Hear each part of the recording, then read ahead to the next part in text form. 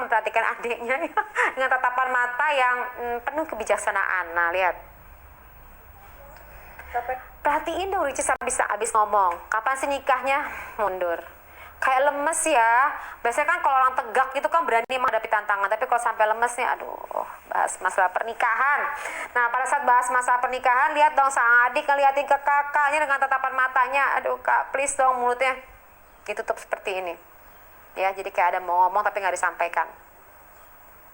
Nah, lihat. Kakak ngomong apa, Kak? Kak, intinya memang Boki sama Tuh, sambil ngomong, kakaknya ngomong, ngegaruk-garuk dong. Itu menggambarkan bingung. Jadi semua gerakan tubuh itu bisa dibaca. Itu namanya body language. Saya bukan bicara mengenai micro expression ya. Saya bicara mengenai body language. Nah, lihat. itu nikah di umur 25 tahun, tapi itu bukan menjadi patokan. Nah, jadi kakak itu semuanya nih menikah di umur 25 tahun. Nah, ini akarnya ya. Ini persoalan dasarnya ya. Aku harus nikah di umur 25. Nah, terus pada saat yang ngomong, perhatiin tangannya, aku harus menikah. Tapi itu bukan patokan bahwa kamu harus menikah di usia itu. Pada saat kakak bilang, nikah semuanya memang menikah di umur 25 tahun. Mama pas lagi ngomong, tangannya dong dipegang seperti ini nih guys.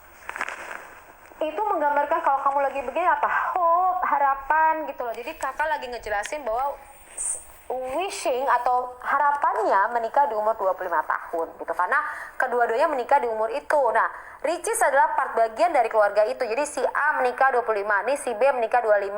Artinya kalau anggota keluarga di situ juga menikah umur 25. Nah, karena menikah umur 25, ekspresi wajahnya Ricis, lihat dong, perhatiin alisnya menukik tajam-tajam ya. Set. Itu menggambarkan adanya kemarahan dicampur dengan ketakutan karena ada menyatu di sini. Jadi seperti ini. Jadi antara takut sama marah. Kenapa Ricis mukanya marah sama takut bicara mengenai pernikahan? Apakah karena desakan di usia 25 tahun dirinya sehingga dirinya belum menikah, itulah mengakibatkan dia harus menikah. Nah, karakter kepribadian Ricis ini nih, kalau dia menginginkan sesuatu dia harus bisa mendapatkan. Itu bagus nih achievement-nya gitu loh. Tapi tadi ada hal-hal lain yang mungkin harus ditaklukkan oleh Ricis, yaitu mungkin berkomunikasi lebih lanjut dengan keluarganya. Nah, pas kakak ngomong itu, Walaupun kita sering nanya kapan nih Cis, itu sebagai. nah, ditambah lagi dengan bukan pressure ya, artinya keluarga nanya hampir bercanda loh, kapan Ricis menikah? Nah, itu ngomongnya bercanda tapi deep. Untuk beberapa orang itulah alasan kalau misalnya kamu nih para jomblo-jomblo, beneran nggak sih kalau misalnya muntah lagi lebaran tuh kayak momok nomor 1 tanyain nikah nih, tanyain nikah, bener nggak? Walaupun bercanda tapi kayak momok. Nah, Ricis berada di posisi itu. Ingat, ini posisinya Ricis adalah berada dalam kategori dewasa dini. Jadi proses ini yang harus dimasuki di tahapan tumbuh kembang manusia. Bentuk bercandaannya aja sebenarnya. Jangan dibawa Stres. Pas lagi ngomong jangan dibawa stres, langsung mundur dong. Tarik napas dulu yang dalam gitu kan. Jangan dibawa stres gitu loh. Menikah kan untuk seumur hidup sampai ke surga. Nah, pas lagi menikah kan untuk seumur hidup sampai ke surga. Nutup mata dong Ricisnya. Membayangkan kalau dia seandainya bisa menikah dengan Wildan. Gitu loh. Mungkin ya. Jadi kita nggak bisa buru-buru, kita nggak bisa gegabah. Tuh, jadi nggak bisa buru-buru, nggak bisa gegabah gitu loh. Kenapa nggak bisa buru-buru, nggak bisa gegabah? Karena seumur hidup. Yang mana aja deh gitu. Nah, akhirnya jadinya karena terdesak oleh keadaan dan target dirinya, lingkungan mendesak mengakibatkan ya udah deh yang mana aja yang menikah, yang penting kawin. Efeknya jadinya siapa aja deh mau dikawinin gitu loh, yang dikhawatirkan sama keluarga sih seperti itu. Gak bisa kayak gitu. Yang penting sama kayak kakak-kakakku umur 25 gitu. Berarti aku sama kayak kakak-kakakku yang penting menikah di umur 25. Nah itu, ini dia akarnya kalau kalian tahu. Ini sebenarnya akar masalahnya. Karena papa nggak nyari yang neko-neko kok. Betul sekali. Semua orang tuh nyari yang baik, nyari yang sesuai dengan kita, bisa menerima keluarga. Semua orang tuh pasti nyari yang terbaik, sesuai sama kita dan bisa menerima keluarga. Pada saat ngomong keluarga, alisnya agak naik nih, ting. Ya, alisnya agak naik di sini. Kalau alis naik itu adalah penekanan, Pak. Yang prinsip-prinsip hidupnya sama. Prinsip-prinsip hidupnya sama. Jadi artinya prinsip hidupnya keluarga dari Ria Ricis itu seperti apa sih? Pekerja keras mungkin, seperti apa. Nah, calonnya juga harus kurang lebih sama. Iman tadi udah, kemudian gigi dalam masalah spiritual juga baik. Harusnya seperti itu. Jadi katakanlah kamu sekarang pengen punya pacar, pengen nikah, tapi kalau misalnya belum, Allah belum mengizinkan, berarti belum, jodoh kamu masih disimpan, diberikan yang terbaik pada saat tiba waktunya nanti. Nah sekarang, tapi semuanya juga, apapun juga pasti perlu restu dari orang tua, apalagi seorang abi atau seorang ayah, itu kan yang ngejaga keluarganya, imam dalam keluarga. Jadi artinya Bener.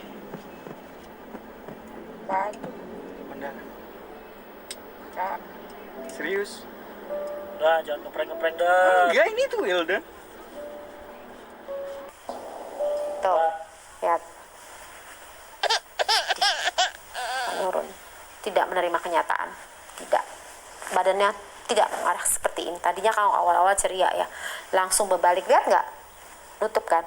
Jadi kalau kamu senang sama orang, kamu akan berbalik ke arah. Tapi kalau kamu nggak suka, kamu akan menutup diri seperti ini. Oh, sedih ya. Kayak aku mau pulang aja.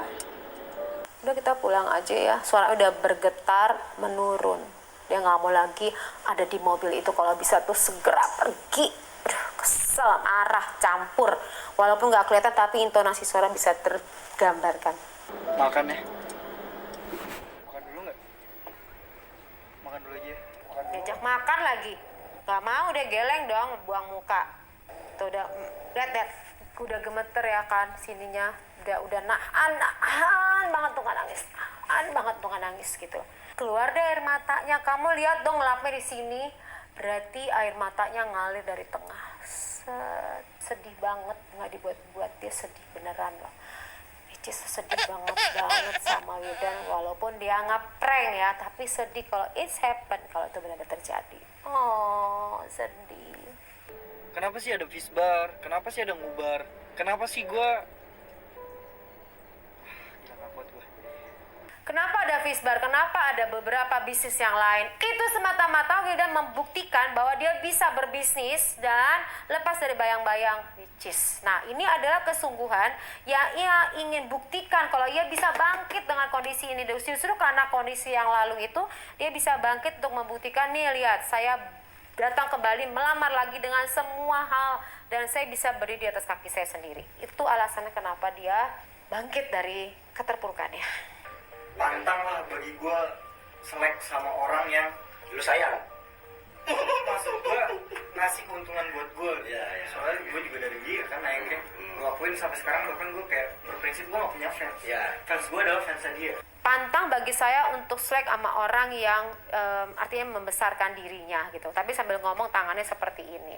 Ini menggambarkan kekukuhan dirinya untuk menyatakan bahwa dia nggak bakalan dia ngejahatin Ricis gitu loh. Artinya kalau keluar dengan kondisi yang tidak baik, dia nggak bakal mau ngelakuin itu. Dia mau membuktikan. Justru sekarang ini dia ingin keluar juga mungkin yang ingin membuktikan. Pokoknya tidak ada niat dalam dirinya untuk mau menyakiti. Maka dia ngomongnya seperti itu. Kita tegak ya. Kalau ngomongnya sambil garuk-garuk, nah itu agak dicurigain. Kalau ngomong sambil begini, nah itu agak dicurigain. Tapi kalau ngomong tegak seperti ini, berarti ada sesuatu yang ya kesungguhan dalam menyatakan statement tersebut. Gitu loh. Ini masih perlu dikonfirmasi ya. Ingat ya, apa yang saya sampaikan ini perlu dikonfirmasi. Makanya akan lebih baik kalau misalnya saya bisa wawancara Wildan, saya bisa wawancaranya Ricis, saya bisa wawancara keluarganya, ayahnya, kemudian lingkungannya jauh lebih baik ya, mungkin sebagai mediator untuk bisa mencari solusi bersama. Gitu. Jadi saya tunggu nih untuk kolaborasi bersama. Tapi nggak apa-apa, soalnya kata orangnya sini tiket di sini mahal. Jadi ya udah aku maklum. Terus ya udah deh. Tuh, pada saat dia cerita dia nangis, matanya habis bengkak, terus nutup seperti ini. Dia sedih, guys. Pada saat dia sedih, lihat tuh, perhatiin dong, Wildan juga sedih. Dia nutup, nunduk, tangannya nutup. Itu menggambarkan proteksi diri, nunduk itu kesedihan, pengalaman emosional. Tapi sekali lagi, belum tentu benar loh ini. Benar nggak sih sedih? Benar nggak sih air matanya? Ada air mata? Benar nggak sih bengkak? Itu perlu dikonfirmasi lebih lanjut. Ini masih asumsi, jadi belum tentu. Nunduk itu juga bisa aja kan, mungkin malu sama kamera. Atau misalnya nunduk itu karena mungkin nggak bisa ngelihat apalah gitu kan, cahaya dan lain-lain. Ini masih asumsi. Tapi yang jelas tergambar di sini adalah adanya kesedihan, diskusi mereka berdua, bicara banyak hal gitu loh. Nah, kita lihat ekspresi selanjutnya. Saya dari Curug bela-belain ke sini. Kayak ya udahlah, apa salahnya sih kita datang terus ngibur. Nggak taunya datangnya nyampenya kemalaman gitu. Dan dia pas banget datangnya setelah aku merasakan gonjang-ganjing kehidupan. Gonjang ganjing. Hidup ini kayak. Ya seneng kan dia? Dia senang banget, dan Wildan di sini juga senang banget karena sudah bisa membuat Icis bahagia gitu loh kan. Dan juga ada beberapa video-video lainnya bagaimana mereka ternyata masih bisa silaturahmi tidak terputus walaupun mereka sudah separate. Nah, ini hal yang bagus bisa dicontoh oleh kita, tidak boleh memutuskan silaturahmi. Dan siapa yang tahu, jodoh kan di tangan Allah ya. Jadi bisa aja mereka kembali lagi bersatu. Dengan mereka berpisah sementara waktu ini adalah saling pembuktian kalau mereka memperbaiki diri sendiri untuk memantaskan diri untuk menyatu kembali menjadi dua kepribadian.